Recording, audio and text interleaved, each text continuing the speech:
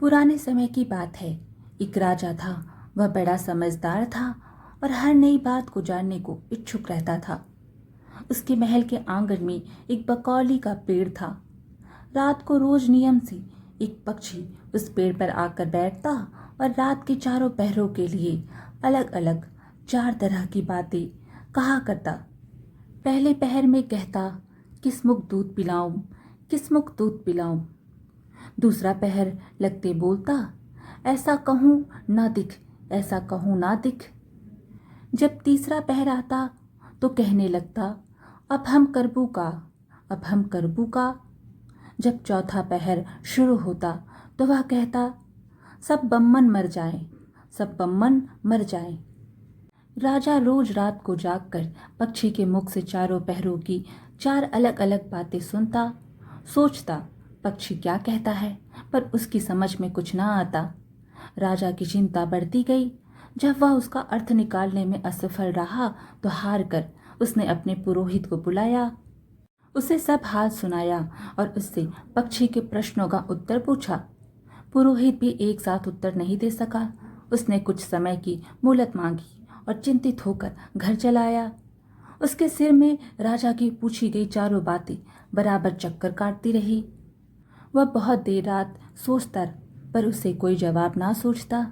अपने पति को हैरान देखकर ब्राह्मणी ने पूछा, तुम इतने परेशान क्यों दिखते हो?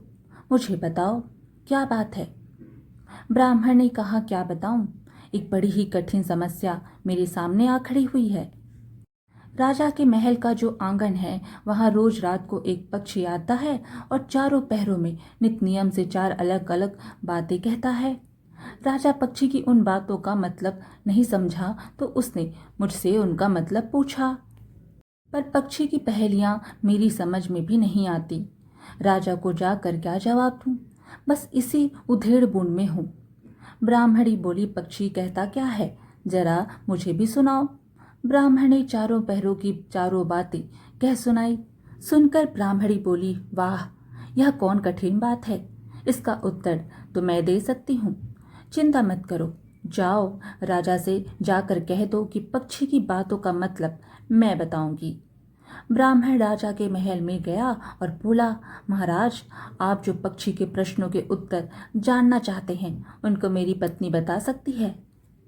पुरोहित की बात सुनकर राजा ने उसकी ब्राह्मणी को बुलाने के लिए पालकी भेजी।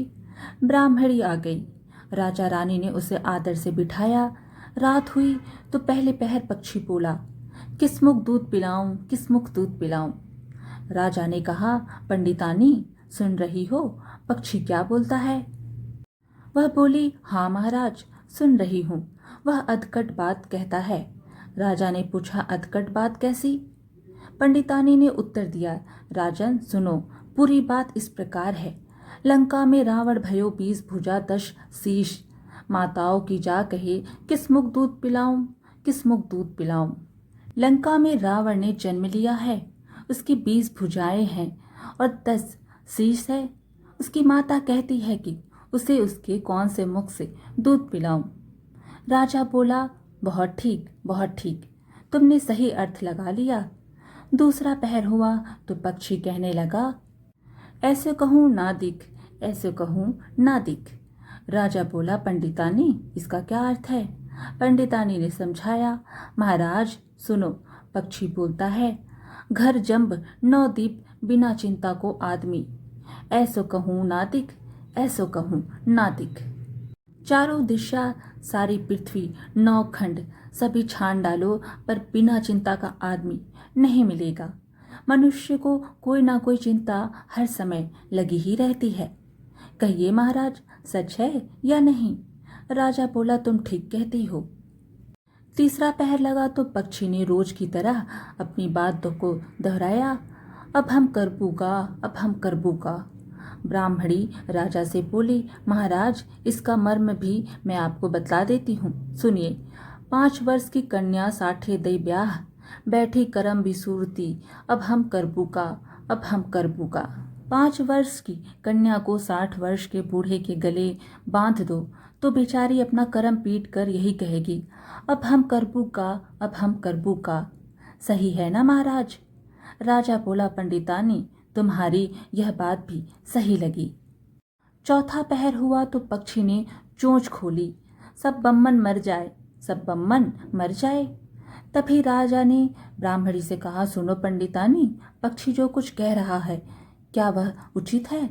ब्राह्मणी मुस्कुराई और कहने लगी, महाराज, मैंने पहले ही कहा है कि पक्षी अधकट बात कहता है। वह तो ऐसे सब ब्राह्मणों के मरने की बात कहता है।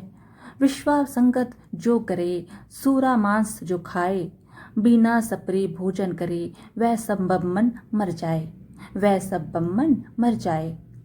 जो ब्राह्मण वैश्या की संगति करते हैं, सूरा और मांस का सेवन करते हैं और बिना स्नान किए भोजन करते हैं, ऐसे सब ब्राह्मणों को मर जाना ही उचित है। जब बोली, पक्षी का कहना ठीक है या नहीं? राजा ने कहा, तुम्हारी चारों बातें 52 तोला पाव रत्ती ठीक लगी, तुम्हारी बुद्धि धन्य है। राजा रानी ने उसको बढ़िया कपड़े और गहने देकर मान सम्मान से विदा किया। अब पुरोहित का आदर भी राज दरबार में पहले से अधिक बढ़ गया। आज की कहानी यहीं समाप्त हुई। वीडियो पसंद आए तो लाइक शेयर जरूर कीजिए और ऐसे ही अच्छी अच्छी कहानियाँ सुनने के लिए हमारे चैनल को सब्सक्राइब कर लीजिए। धन्यवाद।